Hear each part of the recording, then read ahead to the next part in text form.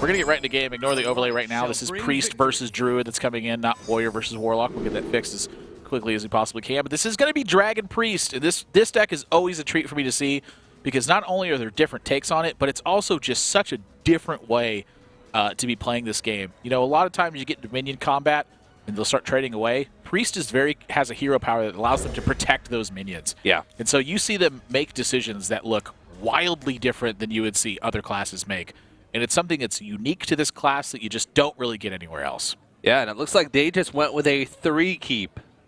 Twilight Whelp, no Shire Cleric. Yeah, the I 3-1 like drop. Priest hand.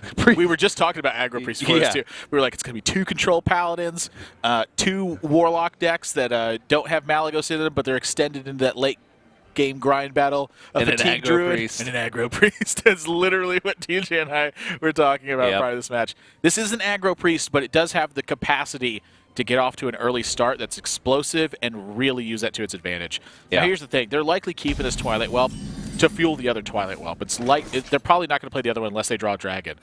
So if they draw a dragon right off the bat, you're seeing 5 points of power on turn 2.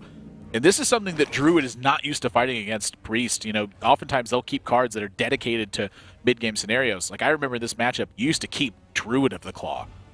And that is 4 attack creatures. Yeah. That used to be like... Well, it was more so just that it was a big body for 5 mana that Priest didn't fight well against. It wasn't really about the 4 attack minion. Which it was about the 4 attack. Everyone thought early on. They ingrained that into my brain. I watched streams. Come on, man. Everyone thought early on that a 4 attack minion was so good against Priest because you couldn't Shadow Word Pain or Shadow Word Death it. It's perfect. The bigger story was Priest didn't have the right cards just to fight against statistically efficient minions, and all the 4 power ones happened to be those bodies. Yeah. You know, a 3/5 just doesn't have the same ring to it. No. Shadow Word Pain, boom. And look at what this has caused Purdue to do. BGH. They're like, you know what? We need to force him to trade. And if he doesn't trade, we need to have a big threat behind that. But Waterloo's curve is insane. Yeah, they pick up something that they can actually play on turn 4. Even something as small as like a Power Word Shield to cycle. Then they're going to be sitting in a great position because Blackwing Corruptor followed by an Azure Drake to refill the hand and put that strong body on the board is going to be tough for Purdue to deal with. I want to just see them draw a Piloted Shredder. That's really what I want to see.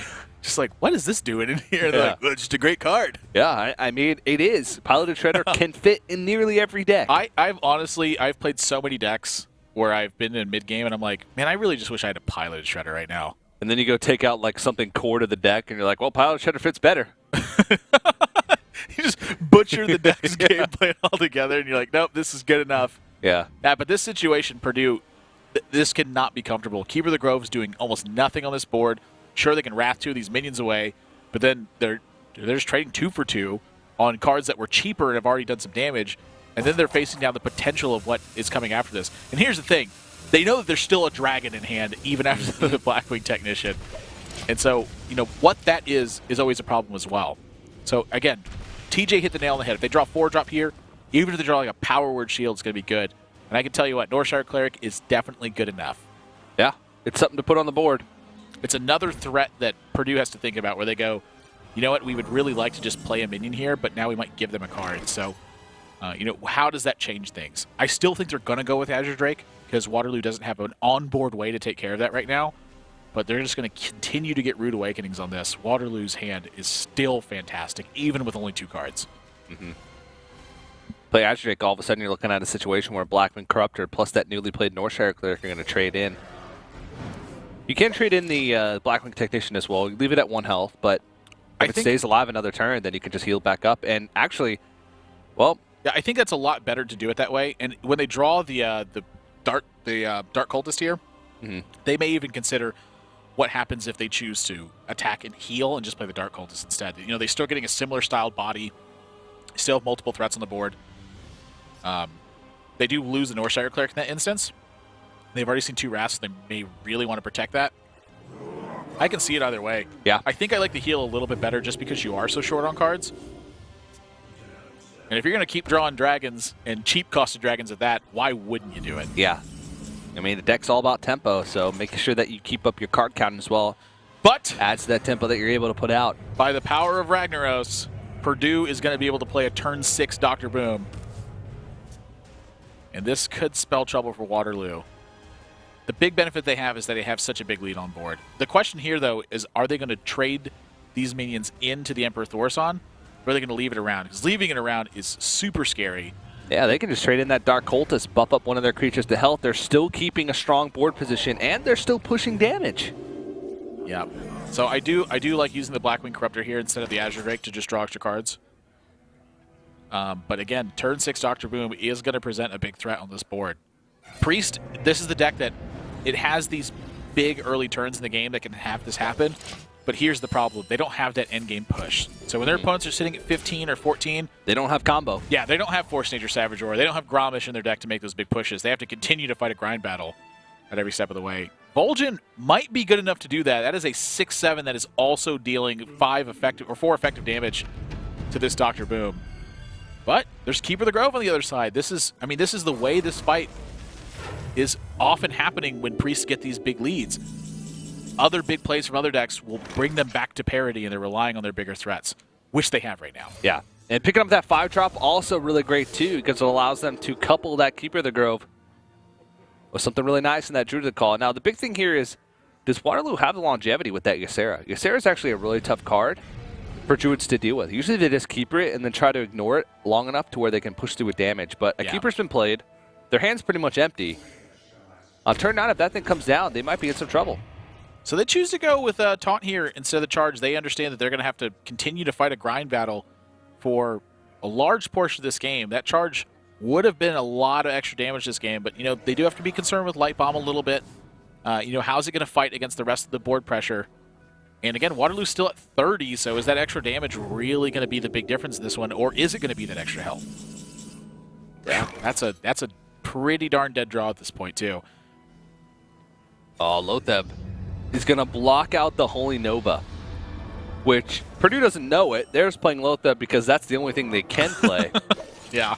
But it's basically locking out Waterloo from doing much of anything this turn. It's collateral damage at this point. Yeah. Oh, you were going to Holy Nova? Doesn't matter. Today. I would have played it anyway. Now, here's the thing, though. If they continue to ignore these Azure Drakes, that Holy Nova is going to be very big all of a sudden. And they have the Twilight Guardian back behind that, so they force some of their attacks also. So this is a really interesting position. Waterloo, they just don't have a way to really do anything this turn other than just continue to fortify this position. Mm-hmm. Say they don't taunt up for some reason. Savage Horde kills them. So they got to start considering how they take care of themselves. But it would be off the top. And next turn, they do have Azure Drake Holy Nova just from hand. Yeah. So, that'd be 3 damage to whatever's on the board. I think you're pretty likely to see the Azure Drake anyway. I think with, once your opponent starts to get multiple of these on the board, unless you can actually just take care of that much damage, you're pretty likely to start trading, especially if you have to go through the Twilight Guardian first. But they do want the potential for that other unexpected swing, so they are going to go with 2 taunts in the heal instead. The heals do matter too. Priest, they're going to win a lot more games when they're able to keep themselves topped up instead. Force of Nature. They can clear off like a Twilight Guardian with it, but at this point, you might just save it for the Savager. I would venture to say so as well. Use this Boombot. Hopefully it does something super good. 1 point is... That's a dud. It's pretty underwhelming. But they do still have some pretty decent trades here. But here's the other thing, too. If they start trading this in, they still have to worry about Holy Nova. Mm-hmm. So even though they have these pretty decent trades coming in, so they're going. This is exactly what I was talking about, too. Or exactly what I was about to mention. Was they probably want to just keep their minion health intact at this point and hope they can continue to get repetitive damage. Mm-hmm. If they had just used the Druid of the Claw to run over this Azure Drake, Holy Nova is obliterating their board. Yes, it is. And Holy Nova is actually still doing quite a bit of work. I think Ysera might be the play here, though. They're going to go for Azure Drake, so they just want to clear as much of this out as they can. Yeah. Ysera leaves you open to a lot of things. Yeah, they're going to continue to play defensively and hope that this Druid deck continues to draw utility. That is definitely utility at this point. That's definitely hitting the board as a 4-2. They got to go. Yeah. So that's a double big game hunter. Yeah. For Purdue in this Druid deck. Interesting choice with a lot of hand locks. Yeah, I don't mind the choice at all, honestly, with how much Control Warrior we've been seeing and with all the hand locks floating around. I think this is just a good tech choice at the moment. Druid might need to kind of move its way back towards that consideration. Yeah. Dark Cultist. Not really much. So start with the Power Word Shield. You can always play the Sarah afterwards as well. That's a pretty good one. Oh, yeah. And all of a sudden, the outs for Purdue are getting thinner and thinner. And with this, only Force, nope, not even Force of Natures off the top is going to be able to do it. So yeah, they're going to have multiple turns. Oh, wow. Oh, I'm going to throw up. Oh, that's the worst draw in the deck. Innervate Hero Power. I think that It's draw the strongest the play. game. Yeah. They needed some heat off of this draw right now. And here's the thing. Druid decks are packed with very powerful cards at this point. Mm-hmm. The problem is the cards that aren't very good are just absolute meaningless cards at this point. And so they don't feel too terrible about it right now. They go, you know what, this is a really bad turn, but our opponent does only have 4 power out. We do have a couple draws left, but this is where they're going to get the worst news of their life. Well, not yet. Yeah, not quite yet. It's just going to be chill on heal. This is still pretty bad news. This is like the only kind of bad news that you prep the person for the real bad news. This could have been like Force Tank Max, yeah, and they would have been really upset with it. The point is, it's a giant thing that they don't have a way to take care of. Yeah. Oh, sorry, man. I ate your lunch. That's the Chill Maw. The Acera is, and I totaled your car. Yeah. Pilot Shredder not going to be enough to climb out of this game. And the concede comes out. Waterloo. Convincing game number 1. You know, it was looking a little bit sketch there for a second, but just that big of a start early on allowed them to be the ones in the driver's seat the whole time.